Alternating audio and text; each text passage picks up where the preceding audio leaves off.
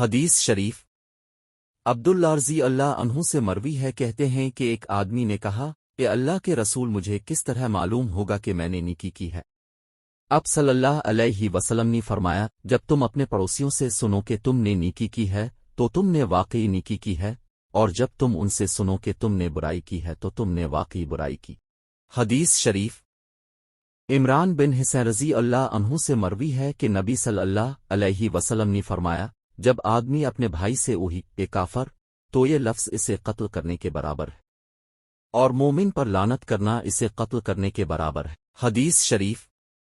ابو امامہ رضی اللہ عنہ سے مروی ہے، انہوں نے کہا کہ میں نے رسول اللہ صلی اللہ علیہ وسلم سے سنا، حجۃ الوداع کا خطبہ دیتے ہوئے فرما رہے تھے، اللہ سے ڈرو جو کہ تمہارا رب ہے، 5 نمازیں پڑھو، رمضان کے روزے روو، اپنے اموال کی زولف ادا اورو، اپنے عمرہ کی فرمابرداری اورو، تم اپنے رب کی جنت میں داخل ہو جاؤ گے۔ حدیث مبارک عبداللہ بن عمر رضی اللہ عنہما سے مرفوع مروی ہے، انہوں نے کہا کہ 2 آدمی ایسے ہیں جن کی نمازیں ان کے سروں سے اوپر نہیں جاتی، مفرور غلام حتیٰ کہ اپنے مالوہے کی طرف لوٹ آئے، اور وہ عورت جو اپنے شوہر کی نافرمانی کرے جب تک کہ باز نہ آ جائے۔ حدیث شریف انس بن مالک رضی اللہ عنہ رسول اللہ صلی اللہ علیہ وسلم سے بیان کرتے ہیں، اب صلی اللہ علیہ وسلم نے فرمایا، جب نماز مغرب کے لیے اذان کہہ دی جائے اور تم میں سے کوئی روزے سے ہو تو وہ نماز مغرب سے پہلے کھانا کھا لے، اور کھانے سے پہلے کوئی کام کرنے یعنی نماز پڑھنے میں جلدی نہ کرو۔ حدیث مبارک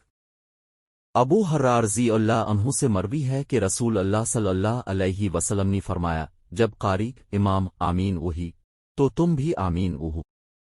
کیونکہ اس وقت فرشتے بھی آمین کہتے ہیں، اور جس شخص کی آمین فرشتوں کی آمین کے موافق ہو گئی، الف سین کے پچھلے تمام گناہ معاف کر دیے جائیں گے۔ حدیث شریف ابو ہریرہ رضی اللہ عنہ سے مروی ہے، انہوں نے کہا کہ رسول اللہ صلی اللہ علیہ وسلم نے فرمایا، جب مسلمان مسجد کی طرف نہ اڑتا ہے تو جتنے قدم چلتا ہے اس کے ہر قدم کے بدلے ایک نیکی لوئی جاتی ہے، اور اس کے بدلے اس کی ایک غلطی مٹا دی جاتی ہے، حتیٰ کہ وہ اپنی جگہ پہنچ جائے۔ حدیث شریف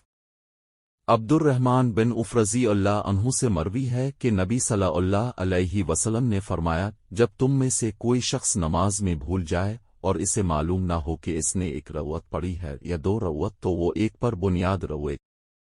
اگر اسے معلوم نہ ہو کہ اس نے 2 پڑھی ہیں یا 3 تو وہ 2 پر بنیاد روئی، اور اگر اسے معلوم نہ ہو کہ اس نے 3 رکعت پڑھی ہیں یا 4 تو وہ 3 پر بنیاد روئی، اور سلام سے پہلے 2 سجدے کرے۔ حدیث شریف عبداللہ بن مسعود رضی اللہ عنہ سے مروی ہے کہ نبی صلی اللہ علیہ وسلم نے فرمایا، اللہ کے ایک بندے کے بارے میں حکم دیا گیا کہ اسے قبر میں 100 اڑی مارے جائیں، وہ التجاب دعائیں کرتا رہا حتیٰ کہ ایک اڑا بطور سزا رہ گیا، اسے ایک اڑا مارا گیا، اس کی قبر آگ سے بھر گئی، جب آگ ختم ہوئی اور اسے کچھ افاقہ ہوا تو اس نے پوچھا، تم نے مجھے کس وجہ سے اڑا مارا ہے؟ فرشتوں نے کہا، تم نے ایک نماز بغیر طہارت کے پڑھی تھی، اور تم ایک مظلوم کے پاس سے گزرے تھے لیکن تم نے اس کی مدد نہیں کی تھی۔ حدیث مبارک